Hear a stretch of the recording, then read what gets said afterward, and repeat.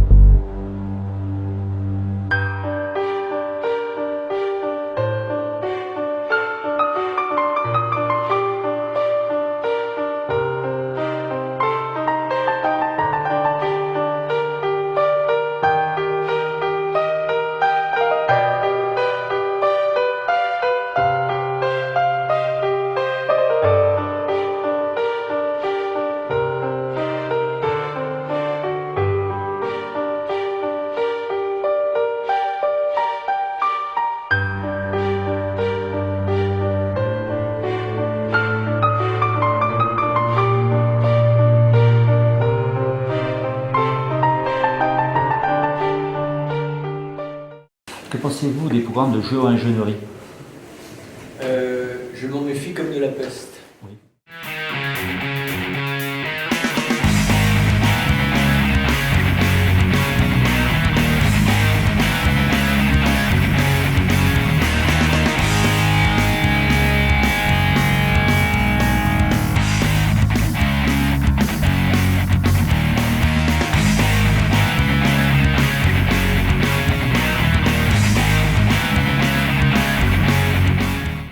Permettez-moi de vous dire que j'y crois pas une seule seconde.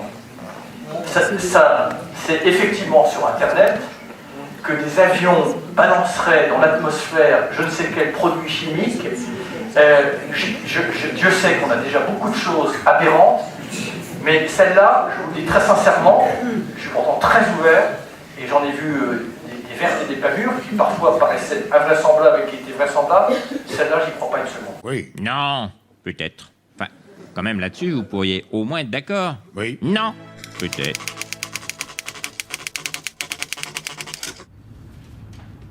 Est-ce que vous connaissez les chemtrails? Écoutez, oui, c'est toujours les questions, c'est encore si vous me posez une question scientifique à laquelle je ne peux pas répondre. Il y a un débat des scientifiques, il faut continuer à suivre ce débat, et quand la communauté scientifique aura trouvé la réponse, ils se seront mis d'accord, on pourra en tant que politique se l'approprier. C'est complètement idiot qu'en tant que maintenant responsable politique, je prenne parti pour des scientifiques contre les autres. C'est pas dans mes capacités.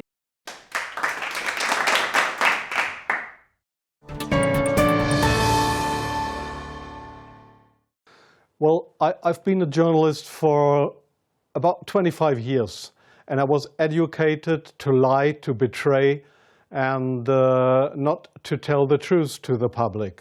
Et le beau temps, c'est une ambition assez tentante en ce moment. Mais attention, ça peut être dangereux. Alors Laurence Beauvillard est allée rencontrer des scientifiques spécialisés de la météo, spécialistes de la météo, et une seule ambition qui pourrait paraître comme ça un petit peu justement large, eh bien essayer de ralentir le réchauffement climatique. Comment ?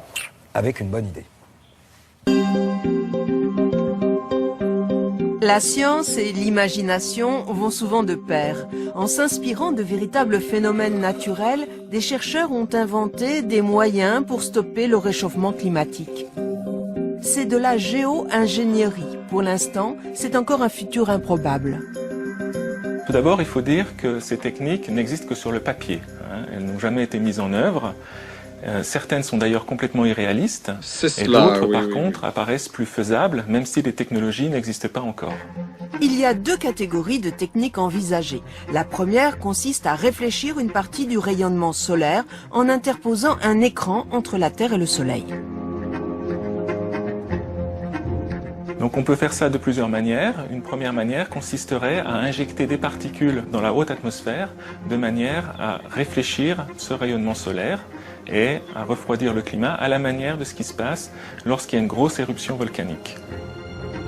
Une deuxième manière consisterait à injecter cette fois-ci des particules de sel marin dans la basse atmosphère de manière à rendre les nuages plus rafraîchissants et à nouveau à refroidir la planète.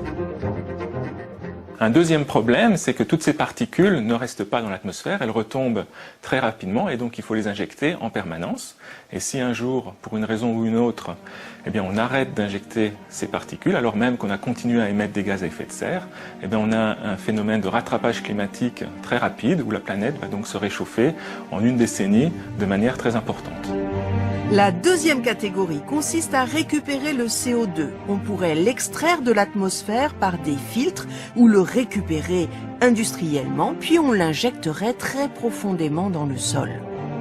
Une autre proposition consisterait à piéger le CO2 en fertilisant les océans avec du fer. Le plancton se multiplierait, il fixerait encore plus de CO2 et serait à son tour réparti dans la chaîne alimentaire. C'est une technique dont l'efficacité est loin d'être prouvée, qui serait extrêmement difficile à vérifier et qui va venir modifier les équilibres biologiques de l'océan. Il y a un certain nombre de pays qui travaillent sur la géo-ingénierie du climat, en Europe, aux États-Unis, et on commence à voir apparaître des équipes de recherche en Chine et en Inde. Modifier le climat n'est pas une idée nouvelle. En 1960, on a même imaginé que l'on pourrait réchauffer certaines parties de notre planète inhospitalière comme l'Arctique. 50 ans plus tard, la géo-ingénierie est beaucoup plus vertueuse et elle intéresse de véritables scientifiques. Mais elle reste de la science-fiction car aujourd'hui, la meilleure solution reste de diminuer nos émissions de gaz à effet de serre. Je vais vous montrer, c'est ceci, c'est assez exceptionnel. Ce sont en fait des nuages, on les voit très bien, toute cette ligne. Alors, ce sont les navires, figurez-vous, avec la condensation. C'est un petit peu ce qui se passe fréquemment par les avions. Là, ce sont les navires qui provoquent de la condensation. Et comme on a un anticyclone qui fait comme un couvercle, ça bloque ces traînées nuageuses à basse altitude. Ce sont des nuages. J'ai déjà vu des faux culs. Mais vous êtes une synthèse. Voici une série de photos consacrées aux traînées d'avions dans le ciel qui deviennent des cirrus. Nous sommes actuellement dans des conditions anticycloniques idéales pour l'observation de ce type de phénomène. Lorsque nous ne sommes pas dans des conditions anticycloniques d'hiver avec de la grisaille en plaine, on peut observer des nuages plus élevés. Alors il s'agit ici de traînées issues d'avions à réaction qui circulent en altitude.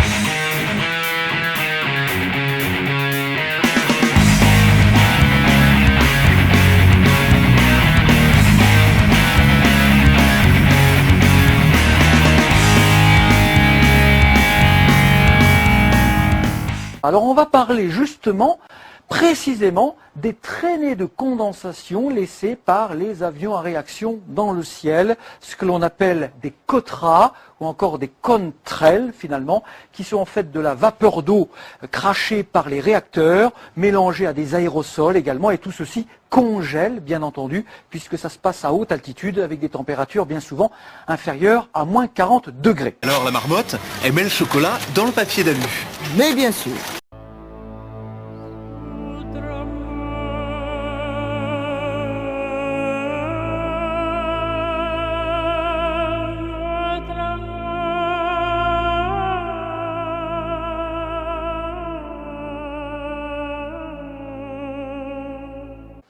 Pourquoi vais-je vous parler de cela? Eh bien parce que justement, après les attentats du 11 septembre, le président Bush avait décrété l'interdiction totale de la circulation aérienne sur le territoire américain par sécurité pendant 3 jours. Et donc, vous allez voir ce qui a été constaté au niveau climatique. Alors, on revient un petit peu sur l'explication. Qu'est-ce qui se passe quand les avions à réaction circulent? Ils laissent derrière eux donc ces fameuses traînées de condensation, ou COTRA, et ça fait un voile, finalement, qui intercepte une petite partie du rayonnement solaire. Alors certes, ce n'est pas un seul avion qui va faire la différence, mais le trafic aérien mondial est extrêmement dense, et notamment aux États-Unis, où au-dessus des grandes mégalopoles, comme New York par exemple, le ciel peut être voilé à plus de 70%. Faut pas prendre le soleil, hein! Faut plus prendre le soleil, terminé, faut supprimer le soleil! Wow! On a 1 mois et demi de soleil, on va te faire reculer, toi!